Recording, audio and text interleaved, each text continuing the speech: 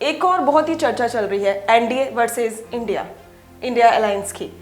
NDA अपने आप को मजबूत कर रही है, लेकिन फिर भी कहीं ना कहीं एक एक करके इंडिया अलायंस बिखरता जा रहा है। एनडीए और उसमें दो आई लगने से बनता है इंडिया। देखो इंडिया देश की बात नहीं हो रही है, कुछ महा लोगों ने, कांग्रेस और उसके कुछ समर्थकों ने, कुछ पार्टियों ने आपस में मिलकर एक संगठन बनाया जिसका नाम उन्होंने रखा है इंडिया। उस इंडिया के अंदर ऐसी क्या चीज बढ़ी है कि साहब वो एनडीए की बजाय इंडिया हो गया। उसमें दो शब्द हैं, आई, पहले भी आई लग रहा है, बीच में भी आई लग रहा है। तो मैं किसी की बात आपको बताता हूँ, दोनों आई का क्या मतलब है। आई यानी मैं, और दूसरा आई का मतलब भी है मैं। तो ये जो मैं करने वाले सारे है ना, जितने भी, ये सब ने मिला के इंडिया गठबंधन बना लिया है। और जहां से मैं निकल जाता है वहां बचता क्या है, एनडीए। भाजपा पार्टी एनडीए से और प्रधानमंत्री नरेंद्र मोदी का मुकाबला क्यों नहीं कर पा रही है बाकी विपक्षी पार्टियां? पहली बात तो मैं मान सकता हूँ कि हो सकता है कांग्रेस की नीति अच्छी नहीं लग रही हो, लोग बोर हो गए हो, लोगों को नफरत हो रही हो, इसलिए मोदी जी जीत गए। दूसरी बात कैसे जीत गए, आज जितनी भी योजनाएं हैं, जितना भी है आज काम हो रहा है, रोड इंफ्रास्ट्रक्चर देख लीजिए, वो चीजें देख लीजिए, लोग पागल थोड़ी हैं। भाई किसी को उनका हाथ थोड़ी पकड़ के कहा जाता है आपको डालना पड़ेगा बीजेपी को वोट डालिए, तो डाल रहे हैं तो इसका मतलब उनको अच्छा मिल रहा है ना, तभी तो डाल रहे हैं। अभी आज ही की अगर हम बात कर ले तो आज ही महाराष्ट्र के जो पूर्व सीएम थे उन्होंने कांग्रेस से इस्तीफा दे दिया, अशोक चव्हाण ने। बहुत से नेता हैं, प्रमोद कृष्णम को तो कांग्रेस ने खुद ही निष्कासित कर दिया।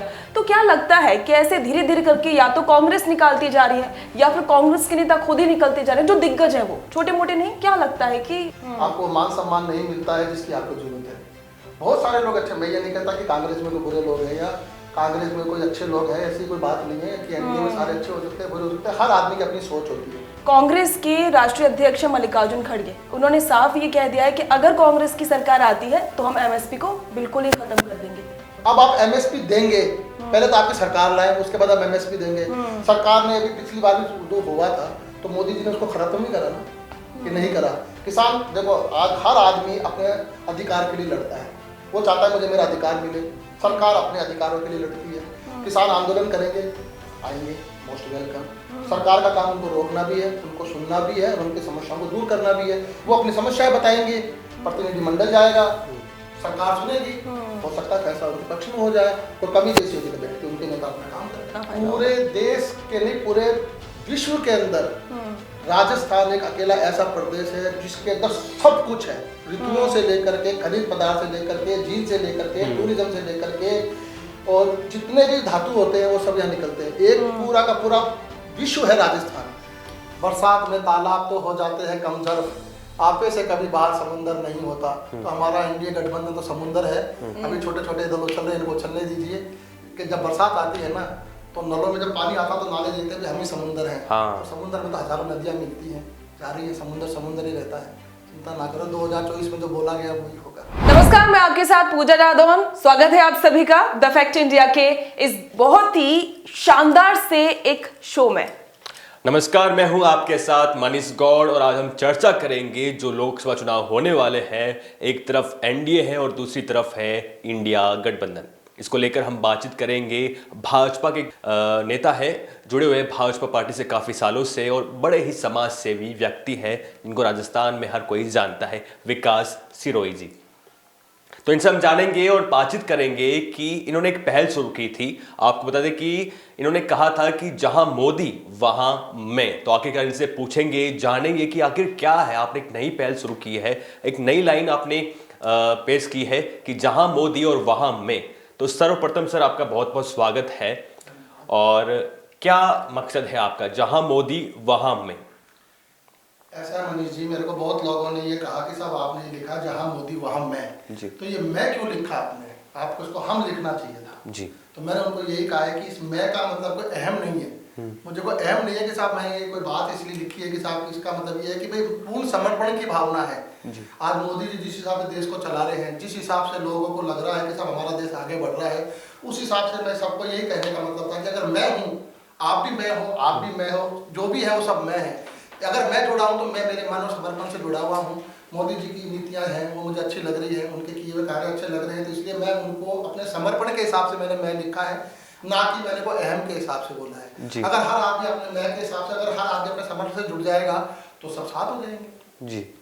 सर एक बात होती है, जैसे अभी एक और बहुत ही चर्चा चल रही है एनडीए वर्सेस इंडिया अलायंस की। बहुत सारी चीजें अभी देखने को मिली हैं। एनडीए अपने आप को मजबूत कर रही है, हालांकि इंडिया अलायंस ने भी काफी कोशिश की थी, लेकिन फिर भी कहीं ना कहीं एक एक करके इंडिया अलायंस बिखरता जा रहा है। इसको आप कैसे देखते हैं? देखिए, सबसे पहले तो आप दोनों की स्पेलिंग देखिए NDA और उसमें 2 आई लगने से बनता है इंडिया। देखो, इंडिया देश की बात नहीं हो रही है। कुछ महान लोगों ने, कांग्रेस और उसके कुछ समर्थकों ने, कुछ पार्टियों ने आपस में मिलकर एक संगठन बनाया जिसका नाम उन्होंने रखा है इंडिया। उस इंडिया के अंदर ऐसी क्या चीज बढ़ी है कि साहब वो एनडीए की बजाय इंडिया हो गया? उसमें 2 शब्द हैं, आई। पहले भी आई लग रहा है, बीच में भी आई लग रहा है। तो मैं किसी की बात आपको बताता हूँ, दोनों आई का क्या मतलब है। आई यानी मैं, और दूसरा आई का मतलब भी है मैं। तो ये जो मैं करने वाले सारे शब्द है ना, जितने भी, ये सब ने मिला के इंडिया गठबंधन बना लिया है। और जहां से मैं निकल जाता है वहां बचता क्या है? एनडीए, जहां पे एक आदमी की नहीं, पूरे के पूरे संस्थान की चलती है।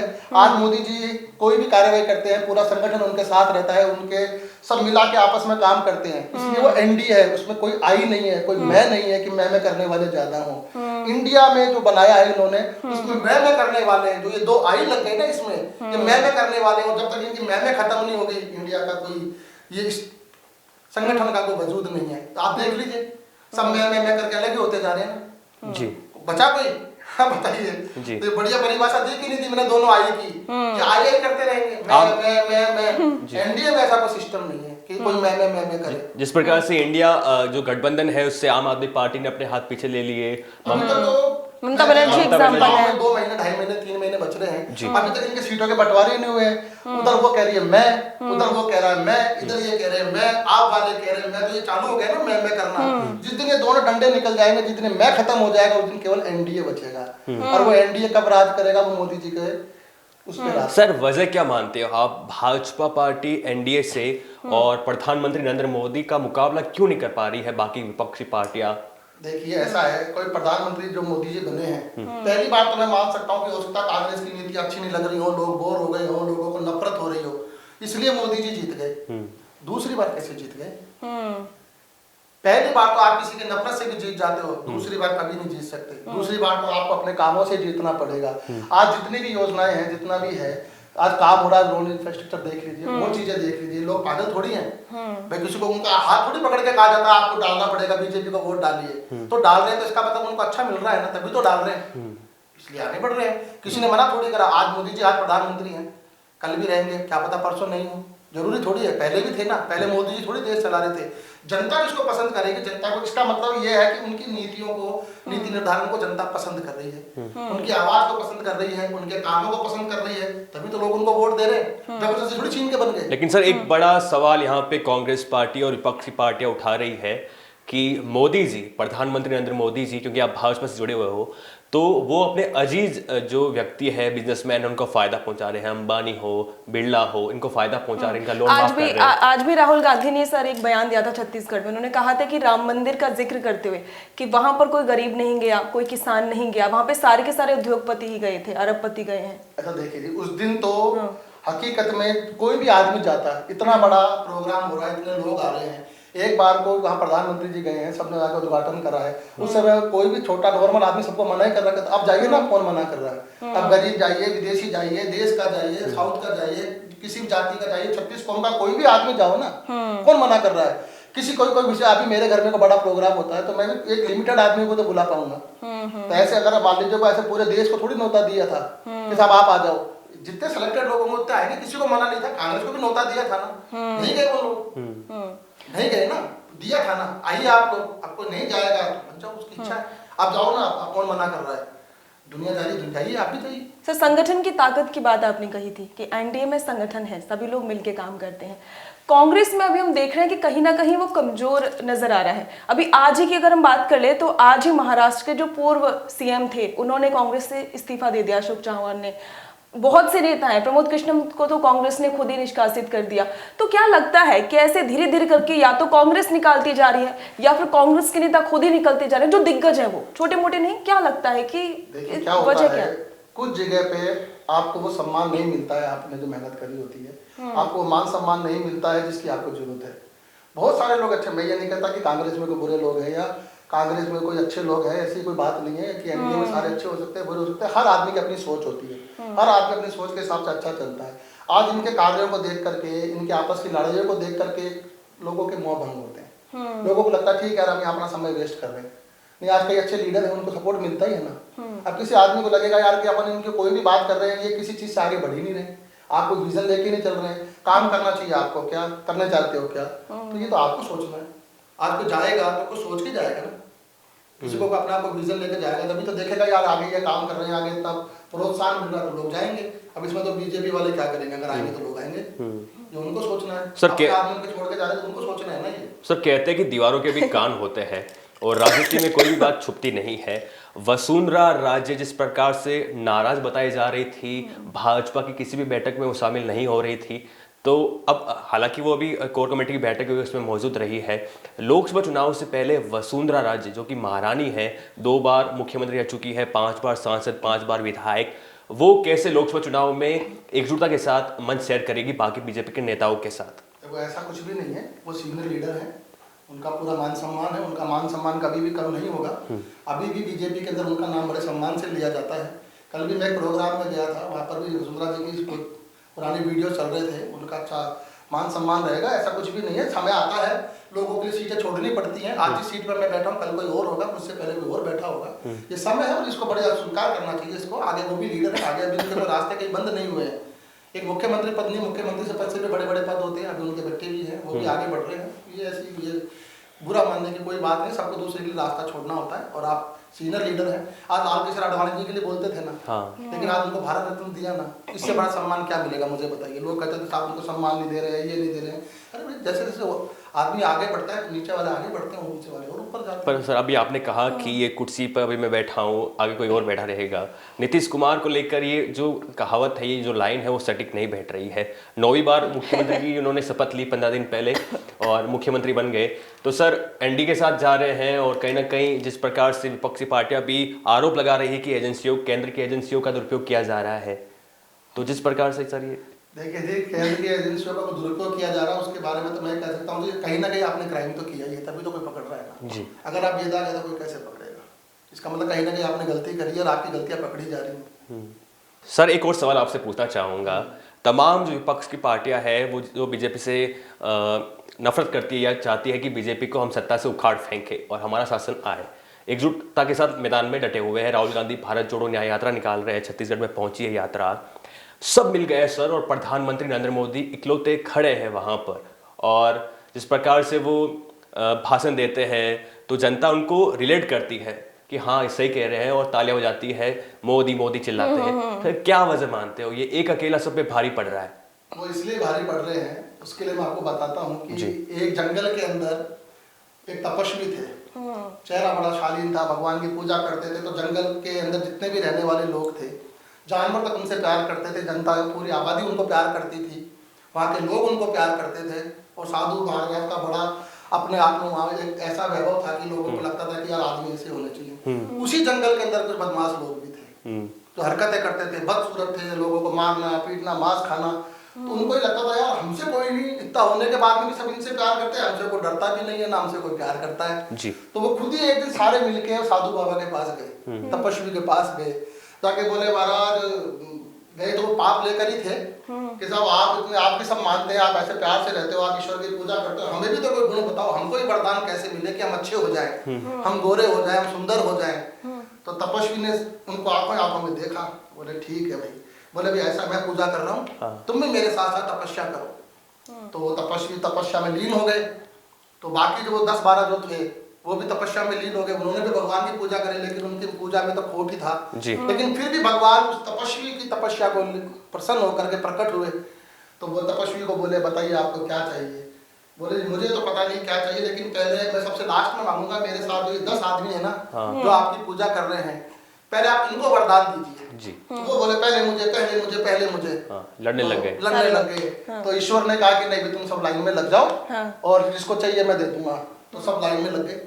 तो पहले ने कहा कि साहब मैं बड़ा खूबसूरत हो जाऊं, मेरा बड़ा मान सम्मान हो जाए, लोग मेरे को प्यार करने लगे। बोले तथास्तु। दूसरे ने भी यही मांगा, तीसरे ने भी यही मांगा, चौथे ने भी यही मांगा। सब अपने मन की सुंदरता को कोई नहीं मान रहा था, खाली चेहरे की सुंदरता को कि हमारे साथ लोगों को भरमा सके। तो दसों के दसों ने यही मांगा और ईश्वर ने सबको गोरा कर दिया, अच्छा कर दिया, बस सूरती दिखा दी, लेकिन उनके मन के भाव वही थे। फिर लास्ट में ईश्वर ने तपस्वी से कहा, आपको क्या चाहिए? बोले मुझे कुछ नहीं चाहिए, जैसे पहले थे इनको पहले का पहला ऐसा रख दो। तो वो वापस सारे बदसूरत हो गए। तो ये सब बदसूरत हो जाएंगे समय आने के साथ साथ। आप देखना मोदी जी का चरित्र बिगाड़ने की कोशिश करेंगे, बिगड़ेगा नहीं। जो आदमी है वो वैसे ही रहेंगे। वो जो काले बन के अपने लालच के लिए जुड़ रहे थे ना, वो सब वापस काले ही होने हैं। अभी आप पता लग जाएगा 3 महीने का तो इसकी बात है। बताइए सर, इस बार एक और बात है कि कहानी तो बहुत एग्जाम्पल होते हैं, कहानी के जरिए हम वर्तमान को समझने की कोशिश करते हैं, भविष्य को समझने की कोशिश करते हैं। अगर देखा जाए तो इस बार प्रधानमंत्री नरेंद्र मोदी ने लोकसभा में साफ कह दिया था कि इस बार 400 के पार होके रहेगा। क्या देखिए 400 के पार या 350 के पार कोई सीटें हैं, ये सब इसलिए आ रही हैं क्योंकि सामने कोई विजन दिख नहीं रहा किसी के पास में।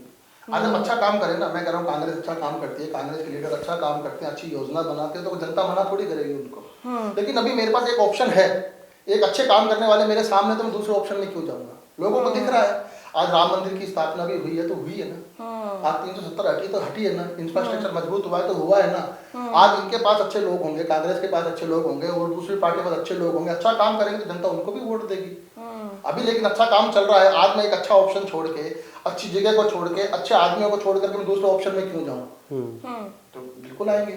सर, एक बात और है कि अभी वर्तमान में चल रहे किसान दोबारा से आंदोलन करने की तैयारी कर ही ली है। 13 तारीख कल है, कल से तैयारी कर रहे हैं। एमएसपी को लेकर एक बार फिर से ये सब बवाल हो रहा है। कांग्रेस के राष्ट्रीय अध्यक्ष मल्लिकार्जुन खड़गे, उन्होंने साफ ये कह दिया है कि अगर कांग्रेस की सरकार आती है तो हम एमएसपी को बिल्कुल ही खत्म कर देंगे। इसकी क्या सोचते हैं आप इस बार? देखिए मेरे को एक बात का जवाब दीजिए आप। अभी 5 भारत रत्न दिए गए, कांग्रेस ने क्यों नहीं दिए थे? ये तो कह रहे राजनीति के लिए दे दिए ना। हमारी डिमांड थी, साउथ की डिमांड थी, बिहार की डिमांड थी, चल रही थी ना, आप दे सकते थे ना 5 को। अब आप एमएसपी देंगे, पहले तो आपकी सरकार लाए, उसके बाद आप एमएसपी देंगे।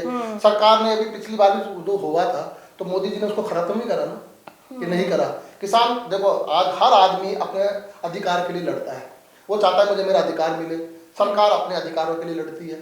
किसान आंदोलन करेंगे, आएंगे, मोस्ट वेलकम। सरकार का काम उनको रोकना भी है, उनको सुनना भी है और उनकी समस्याओं को दूर करना भी है। वो अपनी समस्याएं बताएंगे, प्रतिनिधिमंडल जाएगा, सरकार सुनेगी, हो सकता है फैसला उनके पक्ष में हो जाए। कोई कमी जैसी होगी तो बैठ के उनके नेता अपना काम कर लेंगे। राजस्थान पे लौटते हैं सर। राजस्थान में इस वक्त भाजपा और कांग्रेस अकेले चुनाव लड़ने के मूड में नजर आ रही है, लेकिन कहीं ना कहीं जो जाट है उनको साधने के लिए हनुमान बेनीवाल को अपने साथ लेना चाह रही है। मंथन किया जा रहा है, होगा या नहीं आएंगे हनुमान बेनीवाल वो अलग बात है। तो सर खबरें आ रही है कि कांग्रेस पार्टी के साथ भी जा सकते हैं या भाजपा के साथ भी जा सकते हैं। देखिए वो हनुमान बेनीवाल का अपना स्वयं का मत है, उनको कहाँ जाना है। वो कांग्रेस के साथ भी रहे हैं, अच्छे लीडर हैं, जाट समाज में उनकी पकड़ भी है उस एरिया के अंदर, तो वो उनको सोचना है कि उनको कहाँ जाना है। बाकी रही पूरे स्टेट के जाटों की बात, ऐसा कुछ भी नहीं है। जाट बीजेपी के अंदर काफ़ी हैं, अच्छे वोट देते हैं। मेरे ख्याल से इस बार 60% वोट जाटों ने बीजेपी को ही दिया बाहरी क्षेत्र में। एक झुंझुनू सीकर में या चूरू में, थोरूर में ये कह सकता हूँ कि थोड़ा वोटिंग परसेंटेज कांग्रेस की तरफ गया। उसके कुछ रीजन होंगे, कोई बातें होंगी, तो वो अपने आप बड़े लीडर हैं, देखेंगे उनको क्या करना है। बाकी हनुमान बेनीवाल बीजेपी के साथ रहते हैं कि इंडिपेंडेंट लड़ते हैं कि कांग्रेस के साथ जाते हैं, ये ऊपर लेवल की बात है। सर, एक होता है कि बीजेपी पर अक्सर ये आरोप लगते हैं कि वो जातिगत हिसाब से बहुत ज्यादा कोशिश करती है सभी को जोड़ने की, धर्म के नाम पे भी। तो क्या वाकई में ऐसा है? धर्म के नाम पे जोड़ना, धर्म के अनुसार चलना गलत है क्या? आज मैं अगर ये कहूंगा, आज अपन चाहे कितनी भी कोशिश कर ले, लेकिन आज लोग, मैं कुछ भी पूछूंगा कि मैं आपका नाम क्या है, मैं कहूंगा जी विकास नाम है, संतुष्ट नहीं होगा आदमी। आप आगे क्या लगाते हो? विकास सिरोही लगाता हूँ। सिरोही कौन होते हैं? सिरोही जाट समिति में आते, पूछते हैं ना लोग, इसमें क्या बुराई है? लेकिन सर आप हिंदू पूछते हैं, भाई धर्म क्या है? हिंदू धर्म है, बताना पड़ता है। अच्छा, उसके अलावा आप कहाँ से रहते हो? भाई मैं 40 साल से जयपुर में रहता हूँ। उससे पहले कहाँ रहते हो? उससे पहले हमारे पिताजी भी जयपुर रहते थे। लेकिन उससे पहले कहाँ रहते हो? तो फिर बताना पड़ता है कि उस गाँव में रहते हैं। ये नेचर है, इस नेचर को बदल नहीं सकते। और जिस भाषा में, जिस तरीके से आदमी समझना चाहेगा, तो उसी तरीके में समझाया जाता है, उसी तरीके बताया जाता है। जब अपन खुद इस चीज को पूछना बंद कर देंगे, ये चीजें बंद हो जाएंगी। सामाजिक ताना बाना है ये। सामाजिक ताना बाना है, समस्या हो रही है। लेकिन सर, संवैधानिक पद पर बैठे हैं प्रधानमंत्री नरेंद्र मोदी, और जिस तरह से अक्सर आरोप लगते हैं, जिस प्रकार से पूजा ने कहा है कि धर्म के नाम पर भाजपा है वो बांटती है, और राहुल गांधी अभी एक नारा लगा रहे हैं कि मोहब्बत की दुकान खोलूंगा और ये हिंसा की दुकान ये बंद कर दूंगा दुकान। अच्छा एक बात बताएं भाई साहब, चलो मैं उनकी मोहब्बत की दुकान भी मान ली, उनकी नफरत की भी मान ली मैंने तो। जी। तो आप नफरत की उसमें मोहब्बत की खोल के क्यों बैठे हो? आज कपड़े की दुकान है, कपड़ों का बाजार, कपड़ा बेचो ना यार, उसमें पत्थर ले जाके बेचोगे तो क्यों बिकेगा? और पहली बात, आप कौन सी मोहब्बत बेच रहे हो? आप मोहब्बत बेचने की चीज है क्या? मोहब्बत तो बांटने की चीज है। आप उसकी दुकान खोल के बैठ गए। कम से कम ये तो शब्द का इस्तेमाल तो अच्छा करो ना। सर क्या ये सक्सेस हो पाएगा? क्योंकि राहुल गांधी देखिए कंटिन्यू कोशिश बहुत कर रहे हैं। जब से उन्होंने भारत जोड़ो न्याय यात्रा शुरू की, लगातार वो बीजेपी पर निशाना साधते हैं। प्रधानमंत्री नरेंद्र मोदी पर तो एकदम लेके ही बैठ गए हैं वो। अच्छा आप मुझे एक बात बताइए, हाँ, कांग्रेस के वो बड़े लीडर हैं, कांग्रेस के अध्यक्ष जो भी हैं, अब तो चलो अध्यक्ष खड़गे जी हैं, लेकिन फिर भी ये माना जाता है कि उन्हीं की कांग्रेस चलती है। ये समय क्या उनका ऐसी कोई यात्रा करने का था क्या? आपको काम इस समय अपने लोकसभा चुनाव आ रहे हैं, आपको आपने गठबंधन बनाए हैं, आपको उनको जोड़ना चाहिए, उनसे सीटों का शेयरिंग करना चाहिए। जहाँ आपको अकेला लड़ा, ये काम तो आप कर नहीं रहे हो। है दिवाली का त्योहार है, आप गुलाल लगा रहे हो, गुलाल का समय आता है पटाखे फोड़ोगे, तो भैया उल्टा काम करोगे तो इसमें मोदी जी क्या करेंगे बताइए आप? मोदी जी तो साफ ही कह रहे हैं कि भाई ऐसी हरकत देखते देखते अब तो 10 साल हो गए और अभी तो 20 साल 30 साल और देखना अब यही चलता रहेगा। हाँ सर, एक चीज और है कि राहुल गांधी की जो भारत जोड़ो न्याय यात्रा चल रही है, राजस्थान की अगर बात करें तो राजस्थान के लीडर्स एक तरीके से उनके लिए फंड इकट्ठा कर रहे हैं और एक मतलब सभी के लिए क्राइटेरिया डिसाइड कर दिया कि आप अगर विधायक है तो आपको इतने 67,000 के करीब देने पड़ेंगे। एक कार्यकर्ता है कांग्रेस के जो भी किसी भी पद पर है उसके हिसाब से उन्होंने पैसे डिसाइड किए 6,700 रुपए से लेकर 6,700,000 इकट्ठे कर लिए जी। हिंदुस्तान के अंदर इतने पैसे वाले बैठे हैं, अगर पैसे से चुनाव जीते जाते तो जीते जाते ना। फिर आज मोदी जी जो चाय बेच के प्रधानमंत्री बने हैं, इस तक पहुंचे हैं, वो क्या पैसों से बने हैं क्या? वो अपनी लीडरशिप से बने हैं, अपने कामों से बने हैं। ऐसा कुछ भी नहीं, पैसे जोड़े जाओ दिए जाओ तो इससे क्या फर्क पड़ना है? पैसों से सरकार नहीं बनती है, पैसों से चुनाव नहीं जीते जाते हैं, आपके कामों से ही सरकार बनती है, आपके विजन से सरकार बनती है। सर अभी आपने कहा था कि ये राजनीति मतलब कांग्रेस पार्टी का कहना है, आपने कहा था कि कांग्रेस पार्टी को अभी ये यात्रा निकालने की क्यों सूझी? तो मैं कहना चाहूंगा कि कांग्रेस पार्टी का कोई लीडर यहाँ पे नहीं है। सर आपसे पूछना चाहता हूँ कि कांग्रेस पार्टी का कहना है, राहुल गांधी का कहना है, ये राजनीति यात्रा नहीं है, ये केवल देशवासियों को जोड़ने की यात्रा है और लोकसभा चुनाव को ध्यान में रखते हुए अब की बार ये बस में भी निकाली जाएगी, गाड़ियों में भी निकाली जाएगी और पैदल भी निकाली जाएगी। तो राजनीति यात्रा नहीं है। पिछली बार क्या था? पैदल। पिछली बार कौन सी यात्रा थी? भारत जोड़ो यात्रा। अब कौन सी यात्रा है? भारत जोड़ो न्याय यात्रा। अच्छा, भारत जोड़ो न्याय यात्रा। तो पिछली वाली में कितनी सीटें, कितने स्टेट आ गए इनके पास में? 5 राज्यों में विधानसभा चुनाव हुए, उनमें से 3 में भाजपा की सरकार बनी। बार जो न्याय यात्रा कर रहे हैं उससे 3 स्टेट तो पहले चले गए भारत जोड़ो यात्रा से। अब की बार भारत जोड़ो न्याय यात्रा से जो पूरे लोकसभा चुनाव आई गए हैं, पता लग जाएगा। तो जितना शब्द बढ़ गए ना, जितना न्याय, तो न्याय जनता कर देगी। कर देगी, सामने आने वाला है न्याय। ठीक है सर आप समाज से जुड़े हुए हैं ना, साथ साथ में पॉलिटिक्स से भी जुड़े हुए हैं, कितना कॉम्बिनेशन मानते हैं और समाज क्या चाहता है अगर देखा जाए तो राजनीति से? देखिए समाज सबसे पहले तो स्थायित्व चाहता है। कोई भी सरकार हो वो स्थायित्व हो, उनके लिए जो भी नियम कायदे बनाए हो सबके लिए लागू हो। रोजी रोटी कपड़ा मकान की एक बेसिक जरूरत होती है जिसको सरकार पूरी कोशिश कर रही है कि सबको मिले। अंतिम जो आदमी बैठा हुआ है उस तक उस योजना का लाभ पहुंचे, ये सरकार का काम है और सरकार जा रही है। ऐसा नहीं कि सरकार नहीं जा रही, सरकार जाती है, काम करती है। अब आदमी ये सोचे कि सर सरकार मेरे घर में आके रोटी बना देगी, वो तो संभव है नहीं। मोदी जी ने का अच्छे दिन आने वाले हैं, मोदी जी किसी चीज के अच्छे दिन नहीं लाएंगे। अच्छा आपको ही लाना पड़ेगा, आपको मेहनत करनी पड़ेगी। आज कोई युद्ध हो जाता है, जो कमांडर होता है ना वो अपने सैनिकों को केवल उत्साहवर्धन करता है, हम जीतेंगे, हम साथ हैं, हमारी कौम ऐसी है, तभी तो आगे बढ़ते हैं ना। ये अच्छे दिन का मतलब ये नहीं, वो योजना अच्छी ला सकते हैं, मोदी जी योजना अच्छी लाएंगे, अच्छे काम करा सकते हैं, अच्छे इंफ्रास्ट्रक्चर करा सकते हैं, लेकिन काम आपको करना पड़ेगा। अगर आपको अपने अच्छे दिन लाने तो मेहनत आपको ही करनी पड़ेगी, लेकिन वो उत्साहवर्धन का काम कर सकते हैं। आप सोचो कि घर में बैठ के रोटी बना के आपके चला जाएगा, कोई नहीं जाएगा, वो तो आपको ही करना पड़ेगा। जीवन में किसी सरकार से उम्मीद लगाओगे, उससे पहले आज मेरे घर के बाहर अगर कूड़ा है तो पहले मुझे उसकी सफाई करनी पड़ेगी। मैं क्यों नगर निगम का इंतजार करूंगा? मैं क्यों आवाज को आ जाएगा यार मेरा घर का है, कूड़ा उठाऊंगा उसमें डालूंगा, लेने आएगा मैं उसको दे दूंगा। आप अगर घर बैठ कर उम्मीद कर रहे हो कि आपके अच्छे दिन आ जाएंगे तो किसी के भी नहीं आएंगे। आज अडानी अंबानी जिनकी आप बातें करते हो वो कोई ऐसे ही नहीं बन गए, उन्होंने काम किए हैं, लोगों को नौकरियां दी हैं, रोजगार दिया है, व्यापार दिया है, तब जाके आज आगे बढ़ रहे हैं। आप किसी का भी उत्साहवर्धन कम कर सकते हो, ये आपके हाथ में है, लेकिन उत्साहवर्धन करने वाला आदमी चाहिए। आज मोदी जी, ये थोड़ी सारे काम कोई मोदी जी कर रहे हैं, जनता ही कर रही है ना, तभी तो हर आदमी अपना काम कर रहा है। वो उत्साहवर्धन कर रहे हैं, नियम और कायदे बना रहे हैं। सर आपकी पार्टी में नए मुख्यमंत्री बने हैं और 25 सालों के बाद इतिहास ऐसे करवट ली कि वसुंधरा राजे को साइड कर दिया गया और कांग्रेस में भी मंथन चल रहा है कि अशोक गहलोत का समय है वो खत्म हो गया, युवा नेता को तवज्जो दी जाएगी।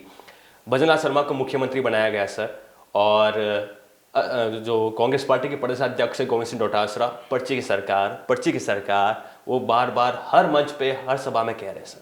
अच्छा एक बात बताइए आप मेरे को, एक तरफ तो खुद लोग ये कहते थे कि साहब सचिन पायलट को बनना चाहिए था जी, मैं कहते थे ना, अभी खूब बातें कर रहे थे क्योंकि साहब वो युवा हैं, उन्होंने मेहनत करी है, नया चेहरा गहलोत जी को देखते हुए बहुत टाइम हो गया, गहलोत जी को दूसरों के लिए रास्ता छोड़ देना चाहिए, कहा मानते हो?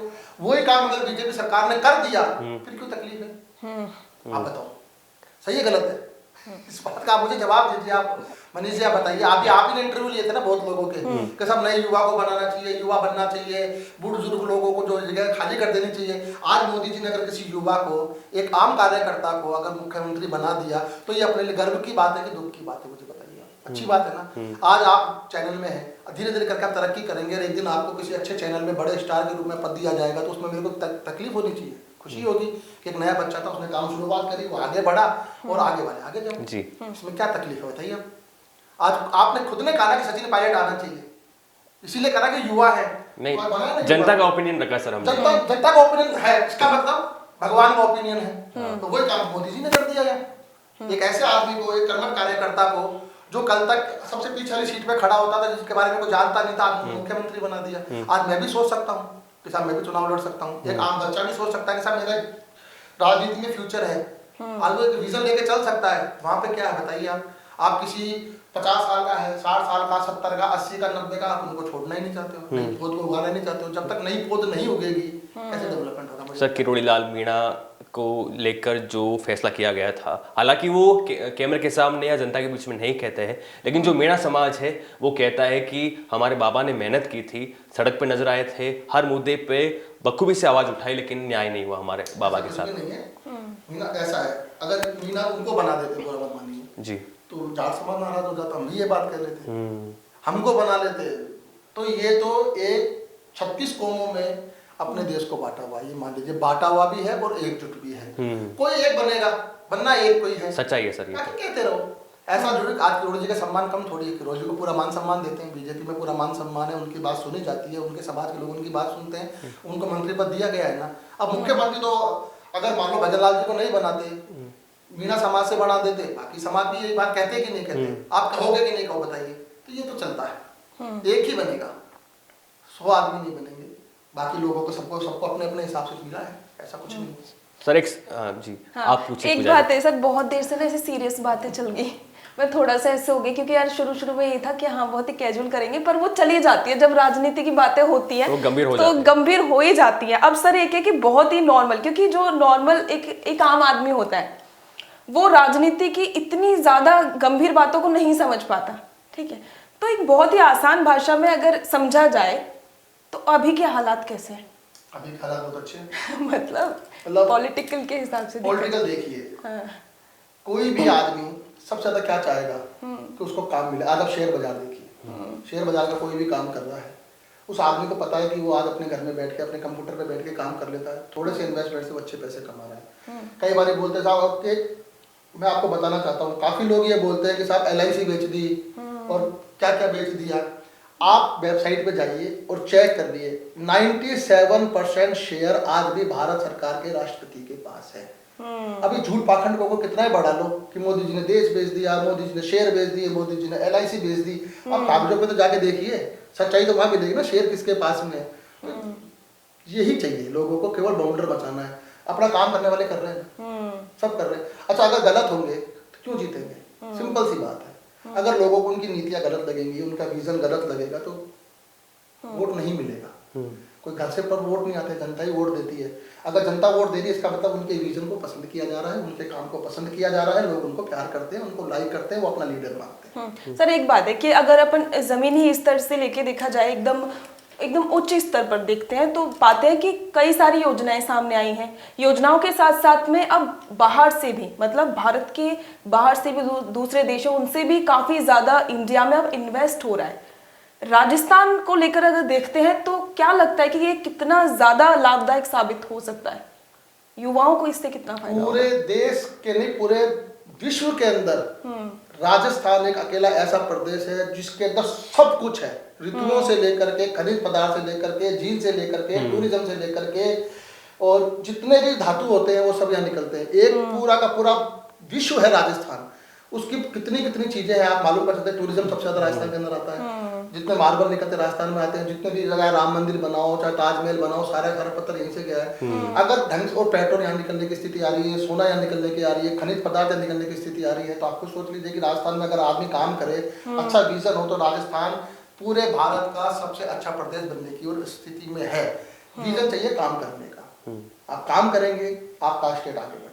सर सर्वे आया है, इंडिया टुडे ने और सी वोटर ने मिलकर सर्वे किया है, उसमें सामने आया है कि फिर से राजस्थान में सरकार भाजपा की बन रही है। और वहीं कांग्रेस पार्टी को लेकर सर्वे में खुलासा हुआ है कि कांग्रेस पार्टी को कौन उभार सकता है। तो उसमें पहला नाम है राहुल गांधी और दूसरा नाम है राजस्थान के कद्दावर नेता सचिन पायलट का।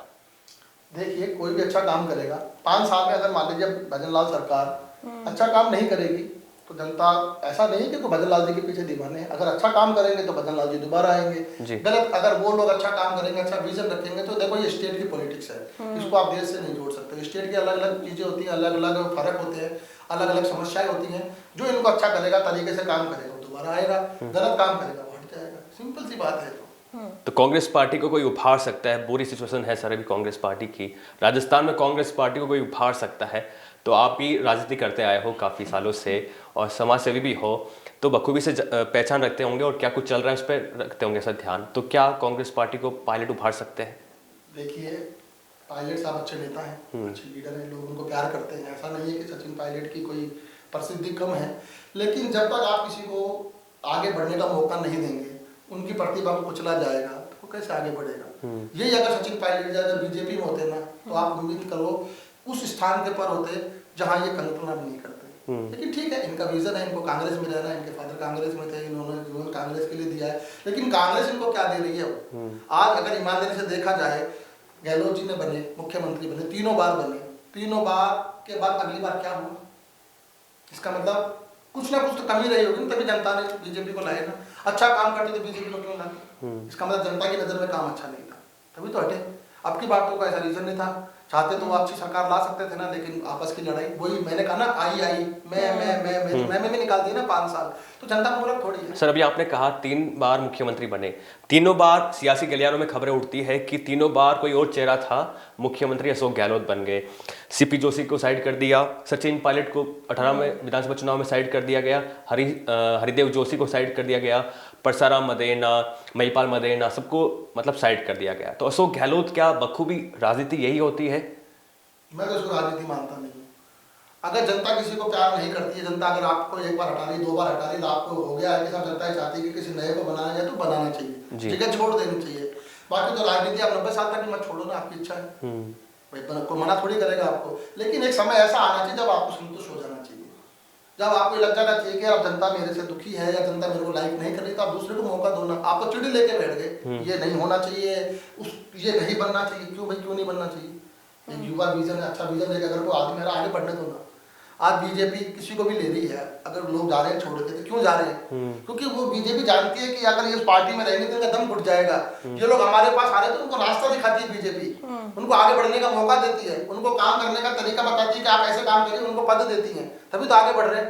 नहीं तो कोई अपनी जगह छोड़ के जाता है कि आज मुझे सब कुछ यहाँ मिलेगा, मैं क्यों जाऊंगा बाहर। इसका मतलब कहीं ना कहीं घुटन है ना उनको, तभी तो जा रहे हैं। और बीजेपी स्वागत कर रही है, आप आइए, बीजेपी उनकी क्वालिटी को जान रही है, वो ये थोड़ी कह रही कि आप मेरे पास नहीं आइए, क्योंकि साहब कि आप मना करोगे तो आपको आना पड़ेगा, नहीं तो नहीं आना पड़ेगा। सिंपल उनका स्वागत है, आप आइए ना। एक बात और होती है, इस देश के नागरिक है ना, इस देश में रह रहे हैं, कोई बाहर से तो आए नहीं है। बीजेपी को वोट देने वाले भी इस देश के नागरिक हैं, कांग्रेस को देने वाले भी, आपको देने वाले भी, लेकिन अगर जो नागरिक है इसका मतलब ये जो दूसरी पार्टियों में कोई ना, पहले तो बीजेपी थी ही नहीं ना, सब पहले कांग्रेस में थे, तो कोई ना कोई डाइवर्शन हो गई, तो कहीं जाया जा रहा है, उसमें क्या बुराई है? अगर लोग जा रहे हैं और बीजेपी उनका स्वागत कर रही है, तो मैं करूँगा आज आप मेरे घर कोई मेहमान आएगा, मैं उसे क्यों मना करूंगा? और अच्छा विजन लेके आएगा, अच्छी चीज लेके आएगा, मैं स्वागत करूंगा उसका, आइए। सर एक तस्वीर आपने देखी होगी ट्विटर पे, जब मिलिंद देवड़ा कांग्रेस पार्टी के बड़े पद पे थे महाराष्ट्र में, वो जो उसमें शिवसेना में शामिल हो जाते हैं, एकनाथ शिंदे की शिवसेना में, और वो एक तस्वीर वायरल होती है, इसमें 4-5 नेता होते हैं, ज्योतिरादित्य सिंधिया होते हैं, मिलिंद देवड़ा होते हैं, नितिन खूब नेता होते हैं, वो सब छोड़ चले जाते हैं, सचिन पायलट भी रहते हैं, सब करीबी होते हैं सचिन पायलट के। तो सवाल घूमने लग जाता है, सचिन पायलट भी क्या भविष्य में कांग्रेस पार्टी का दामन छोड़कर कहीं जा सकते हैं क्या? देखिए, सचिन पायलट अच्छे नेता हैं, अगर उनकी सांस इसी तरह से घुटती रही जैसे 5 साल घुटी है जी, तो मैं तो कह रहा हूँ जाना चाहिए उनको। मैंने उनको कहा था कि पुत्र और माँ से बड़ा संबंध किसी का नहीं होता है जी। एक माँ अपने बच्चे को 9 महीने पेट में रखती है, और जब वो बच्चा बाहर आता है, जन्म लेता है, तो वो माँ की नाल से बंधा रहता है। अगर उस नाल को नहीं काटा जाए तो क्या होगा? क्या होगा? रोग फैल माँ भी जाएगा। मर जाएगी, बच्चा भी मर जाएगा। सबसे पहले उस बच्चे को नाल से काट कर अलग किया जाता है, माँ भी जिंदा रहेगी और बच्चा भी जिंदा रहेगा। ये प्रकृति का नियम है। अगर आप सरवाइव तब करोगे जब आपको किसी चीज से हट जाओगे। अबे सचिन पायलट जी को सोचना है कि उनको उस नाल से बंधे रह के जिंदा रह के सब रहना है कि अपने आप को आगे बढ़ाना है। अगर उनको लग रहा है उनका भविष्य कांग्रेस के साथ है, कांग्रेस उनके साथ पूरा न्याय कर रही है, कांग्रेस में रहना चाहिए। सर एक और बात होती है, जैसे जब भी कोई भी नेता पार्टी छोड़ता है, कांग्रेस पार्टी हो गई या फिर कोई दूसरी पार्टी हो गई, तो बस यही बात होती है कि ईडी के डर से सभी लोग बीजेपी में चले जाते हैं और वो लोग एकदम पाक साफ हो जाते हैं। ऐसा कुछ भी नहीं है, कोई पाक साफ नहीं होता है। ईडी का कोई डर नहीं है, ईडी को गलत। अच्छा एक बात बताइए, ईडी जब भी जिसको पकड़ रही है उसकी कोई ना कोई कमी तो निकल ही रही है ना। ऐसे अगर ऐसा भी नहीं है, बीजेपी में अगर कोई आदमी ने गलत कर रखा होगा, ईडी उसका करेगी, तो मुझे नहीं लगता कि उसको कोई सपोर्ट करेगा। उसको तुरंत निष्कासित किया जाएगा, उस पर केस चलेगा। तो खैर जाने से पहले आपसे अलविदा कहने से पहले सर का कुछ शेर शायरी हो जाए तो अच्छा होगा। अंत भला तो सब भला। सर कुछ क्या कहना है, 2024 में लोकसभा चुनाव है, इसी कुछ 2.5-3 महीने के बाद, तो क्या कहना चाहोगे सर आप? देखिए जी, जितने लोग फड़क रहे हैं ना, उनको फड़कने दो। बरसात में तालाब तो हो जाते हैं कम जर्फ, आपे से कभी बाहर समुंदर नहीं होता। तो हमारा इंडिया गठबंधन तो समुंदर है। अभी छोटे छोटे दल उछल रहे हैं, इनको उछलने दीजिए कि जब बरसात आती है ना, तो नलों में जब पानी आता तो नाले देखते हैं हम ही समुंदर हैं। और समुंदर में तो हजारों नदियां मिलती हैं, जा रही है, समुंदर ही रहता है। चिंता ना करो, 2024 में जो बोला गया वही होगा। खैर देखना होता है कि 2024 में जो बोला गया है, प्रधानमंत्री नरेंद्र मोदी ने लोकसभा में जो कहा है, दावा किया है, वो सत्य साबित होता है या फिर नहीं, क्योंकि भाजपा को बड़ी उम्मीद है एनडीए गठबंधन से, और वहीं राहुल गांधी को उम्मीद है अपनी भारत जोड़ो न्याय यात्रा से। बिल्कुल, और जो यात्रा चल रही है राहुल गांधी उसके लिए खूब मेहनत कर रहे हैं, बहुत सारे नेता इससे जुड़ रहे हैं, लेकिन तब भी कहीं ना कहीं उनकी मेहनत रंग लेती हुई दिखाई नहीं दे रही है। आज हमने बातचीत की समाज सेवी और बीजेपी से जुड़े हुए विकास सिरोही सर से, और उन्होंने खूब सारी बातें करी, बहुत ही कैजुअल तरीके से, बहुत ही एक तरीके से एक सीरियस टॉक हुआ, सभी तरीके की बातें हुई। तो आपको कैसी लगी ये हमारा शो, जरूर हमें बताएं। बने रहें द फैक्ट इंडिया के साथ। हमें तो मजा आया। बिल्कुल।